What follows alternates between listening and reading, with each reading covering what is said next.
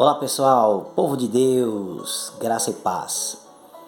Anunciei uma convocação para começarmos este ano uma leitura do Novo Testamento em um ano.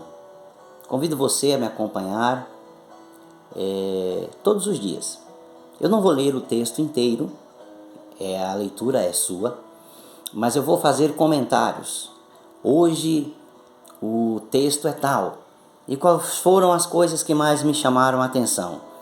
E aí você vai saber o que deve ser feito, vai aprender o que fazer na leitura do texto. Em alguns momentos os textos serão longos, por isso vai ser apenas um capítulo. Em alguns outros momentos os textos são mais curtos e nós vamos ler 2 ou 3 capítulos. Hoje eu iniciei o projeto hoje, no dia 2, o programa que eu estou usando, ele coloca o dia 2 como o primeiro dia, começa em Mateus 1. Seria óbvio começarmos o Novo Testamento pelo livro de Mateus. O capítulo 1 de Mateus, eu gosto do livro de Mateus, e o capítulo 1 de Mateus tem coisas interessantes. A primeira coisa que aparece na maior parte dele é a genealogia de Jesus. Eu amo a ideia da genealogia. Acredito que nós, principalmente brasileiros e pessoas do mundo moderno, nos esquecemos da profundidade e da dimensão tão especial que são as genealogias.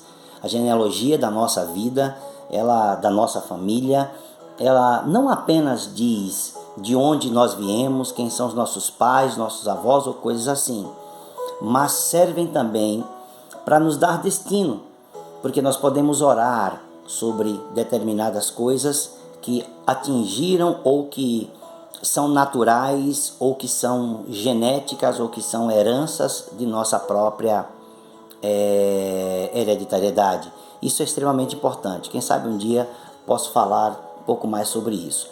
O texto do capítulo 1 segue e chega ao ponto em que Maria se encontra grávida do Espírito Santo. Maria não entende o que está acontecendo, apenas se entrega à vontade de Deus, e o seu marido José, ele, ao descobrir que ela está grávida, claro, isso não foi do dia para a noite, não é? Ela passou alguns meses até que a barriga apareceu.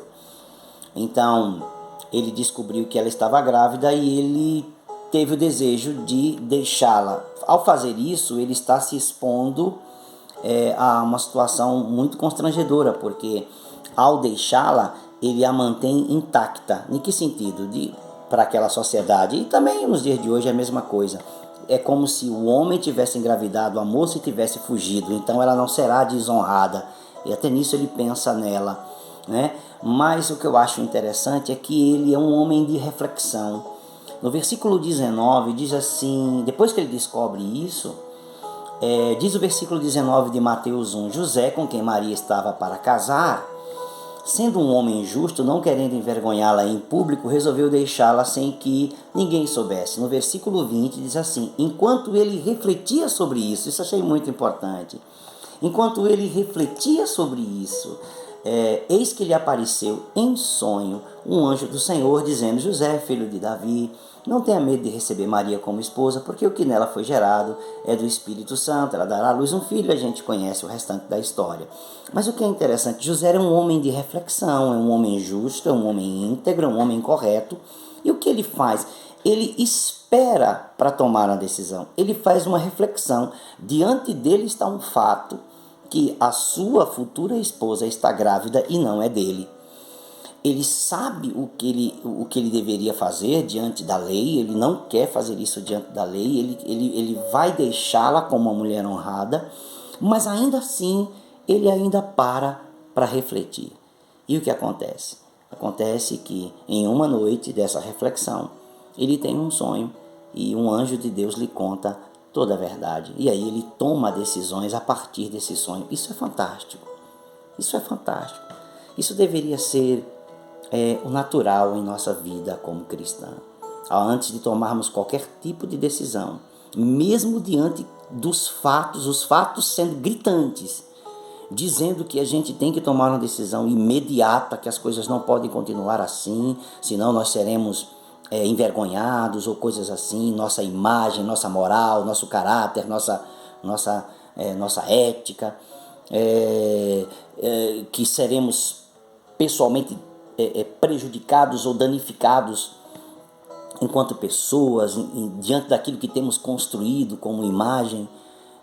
José nos ensina a fazer, mesmo sabendo de tudo isso, mesmo diante de tudo isso, José diz que nós precisamos parar para refletir.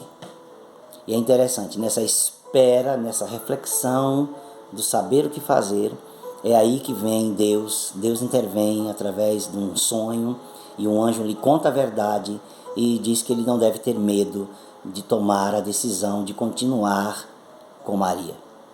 E graças a Deus por isso, porque ele escuta a orientação divina dada pelo anjo.